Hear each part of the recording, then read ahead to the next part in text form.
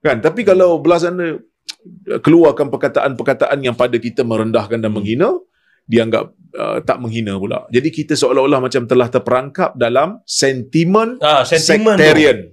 Ini yang merosakkan lapangan ilmiah, sektarian. Kerana telah membutakan mata, telah menggelapkan jiwa sehingga kita tak nampak. Sehingga tak langsung tak boleh nak berbahas dalam sudut akademik. Hatta sampai sekarang pun tak boleh dibuktikan seperti yang dicabar oleh Datuk Mufti itu, di mana potongan yang menghina ulama' tu. Kadang-kadang mereka saja buat cerita jahat ni untuk masyarakat. Ulama' telah dihina, ulama' telah dicaci, ulama' telah direndah-rendahkan. Saya juga pernah kena. Bila kita kata tu, tapi jawab teruslah.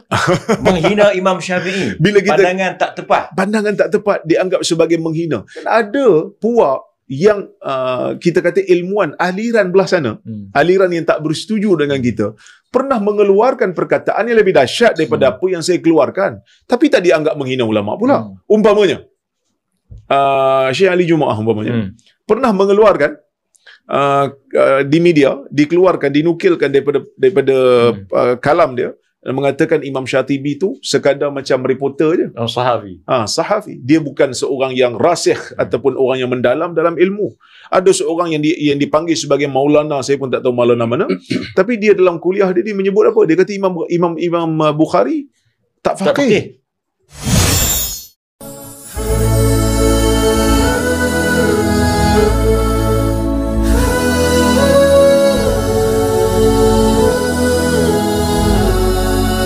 Kritikan dalam lapangan akademik adalah sesuatu yang dianggap sebagai biasa. Kan?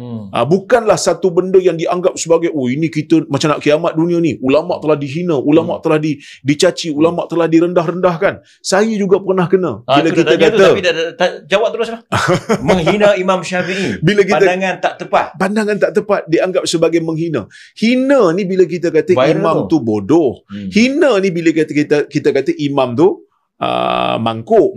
Kita tak kata begitu. Bahkan ada puak yang kita kata ilmuwan aliran belah sana, aliran yang tak bersetuju dengan kita, pernah mengeluarkan perkataan yang lebih dahsyat daripada apa yang saya keluarkan, tapi tak dianggap menghina ulama' pula. Umpamanya Syekh Ali Jumaah umpamanya pernah mengeluarkan di media, dikeluarkan, dinukilkan daripada kalam dia, dan mengatakan Imam Syatibi tu sekadar macam reporter je. Sahafi. Sahafi. Dia bukan seorang yang rasikh ataupun orang yang mendalam dalam ilmu.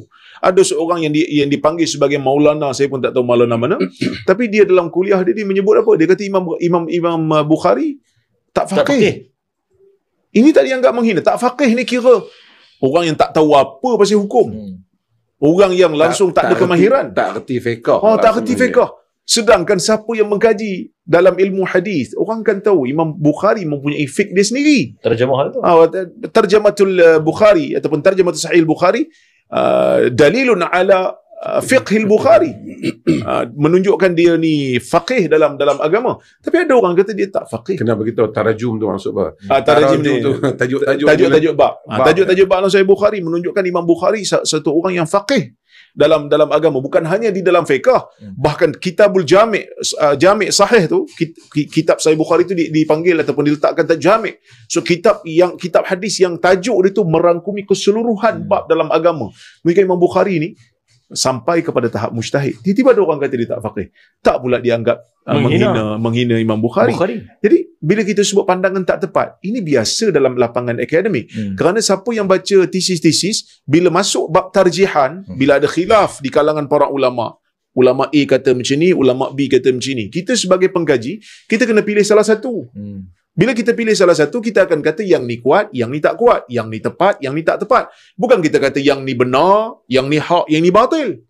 Kerana kita tahu ini lapangan ijtihad. Sebab tu guru kita selalu pesan, dalam masalah ijtihad yang muktabar, sebutlah hadha rajih atau marjuh, ataupun hadha sawab, hadha khata'. Jangan sebut hadha haq wa hadha batil. Kerana kita bukan membanding pandangan yang sesat dan tidak sesat. Tetapi kita sedang membanding mana yang tepat, mana yang kurang tepat, mana yang tepat, mana yang tak tepat. Jadi bila saya nukilkan pandangan, saya kata pandangan Imam Syafi'i tak tepat lah masalah ni, saya dihina, dikutuk, ada yang nak bunuh pun dah. Sebab menghina. Kerana kononnya menghina Imam Syafi'i. Tapi bila saya buat balik, saya jawab balik, saya kata bukan saya saja yang sebut. Saya ambil pandangan Imam Tabari yang mengatakan Imam Syafi'i salah. Imam Syafi'i bukan daripada Rozaimi, dia tak betul Tabari. kan? Saya ambil daripada Tabari, daripada tafsir dia dalam masalah yang sama. Dia kata apa? Hang siapa nak nukil Imam Tabari? Udah pula. Jadi serba tak kena. Kita nukil pun tak kena, kita sebut pandangan sendiri pun tak kena. Jadi kita tak tahu. Kan? Tapi kalau belah sana keluarkan perkataan-perkataan yang pada kita merendahkan dan menghina, dianggap tak menghina pula. Jadi kita seolah-olah macam telah terperangkap dalam sentimen sektarian. Ini yang merosakkan lapangan ilmiah, sektarian.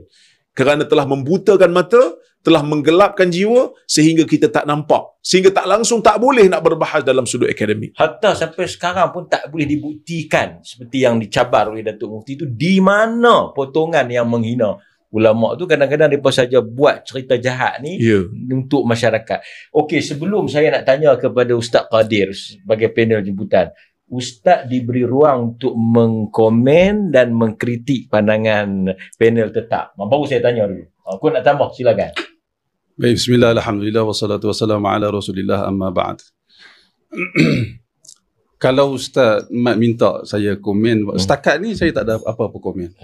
Saya dari awal saya dengar penjelasan daripada Datuk Mufti, daripada Ustaz Dr. Rora, secara asasnya saya setuju. Dan sememangnya begitulah yang berlaku dalam sejarah ilmu Islam. Kalau Datuk ada sebut tentang perbezaan, kritikan para ulama kepada Waqi', Dr. Rora ada sebut tentang kritikan sesama para ulama hadis. Demikian juga para ulama fiqh. Mereka sesama mereka mengkritik, saling mengkritik, dan mengkritik itu membina ilmu itu lebih mantap, lebih kukuh. Kalau kita tengok dalam mazhab Syafi'i, kita akan tengok Al-Isnawi, dia ada mengkritik tok guru dia. Saya tak ingat. Dan datang ulama lain memperbetulkan dan mengatakan kritikan Al-Isnawi kepada tok guru dia tak betul. Itu tabiat kritikan dalam ilmu. Jadi jangan macam tadi Dr. Rora bagi tahu. Dr. Rora kata macam mana pandangan Imam Syafi'i tak tepat begitu kan. Pada penilaian Dr. Rora, tak tepat pada ketika itu, tidak tepat. Kalau ada orang buktikan perkataan Dr. Rora yang pandangan Imam Syafi'i itu tak tepat, salah, buktikan. Itulah wacana ilmu. Ilmu tu sifat dia begitu. Ilmu tidak mati, ilmu tu hidup. Kerana itu kita akan tengok, cuba kita bayangkan Imam Syafi'i rahimahullah apabila beliau pergi ke Mesir, dan Imam Syafi'i melihat bagaimana orang-orang Mesir begitu ta'asub kepada Imam Malik, sehingga mereka mengambil berkat daripada qalansuwah Malik, songkok ataupun kepiah Imam Malik. Lalu Imam Syafi'i rahimahullah mengambil peranan sebagai seorang ulama untuk membuang sikap fanatik dan ta'asub kepada pandangan Malik. Lalu Imam Syafi'i rahimahullah menulis satu buku, Ikhtilafu Malik wa Syafi'i. Imam Syafi'i nak bagi tahu dia berbeza dengan Imam Malik. Padahal itu guru dia. Padahal Malik itu guru dia. Guru utama dia. Guru utama, dan dia mengatakan Malik hujjati amam Allah. Imam Syafi'i begitu memuliakan Imam Malik, tetapi bila dia tengok masyarakat Mesir pada ketika itu ta'asub kepada Imam Malik untuk istiqsa', ambil berkat, ambil macam-macam. Doa dengan qalansuwah Malik, menyebabkan Imam Syafi'i menzahirkan perbezaan dia dengan Imam Malik. Cuba kita tengok bagaimana ta'asub ni ada pada semua orang. Dan kita nak perbetulkan ta'asub. Salah seorang faqih Maliki, nama dia Ashab ibn Abdul Aziz, bila dia tengok Imam Syafi'i datang ke Mesir, mula berkontra dengan pandangan Imam Malik. Cuba bayangkan Ashab ketika dia sujud, dia berdoa, Allahumma amiti Syafi'i wa illa dhahaba ilmu Malik. Ya Allah, matikan Syafi'i. Ya Allah, matikan Syafi'i. Jika dia terus hidup, hilang ilmu mazhab Malik. Hampir begitu sekali. Sebab tu kalau untuk jawab soalan Ustaz Ahmad tadi, saya secara asasnya bersetuju 100% perbezaan itu, kritik-mengkritik di kalangan ulama yang berlaku sepanjang sejarah. Cumanya masalah ni kita berdepan dengan satu pihak, macam Datuk sebut di awal tadi. Mereka gunakan hina ulama untuk kepentingan diri mereka. Dia sama ada mereka tak tahu ataupun mereka hanya andaian saja. Mereka tak baca apa pun. Mereka hanya andai. Dia pun hina ulama. Cuba kita tengok. Saya selalu sebut dalam kuliah saya. Saya di Masjid Gua Syed Alwi ajak kitab Bahrul Mazi. Dalam Bahrul Mazi itu Syekh Idris Marbawi nukil perkataan Ibn al-Arabi daripada mazhab Maliki. Nukil perkataan Imam Nawawi daripada mazhab Syafi'i. Kita sebut, baca semua perkataan para ulama. Kita sebut para ulama, kita memuliakan para ulama. Tiba-tiba mereka kata kita hina para ulama. Sebenarnya siapa dia yang menghina para ulama? Cuba kita bayangkan.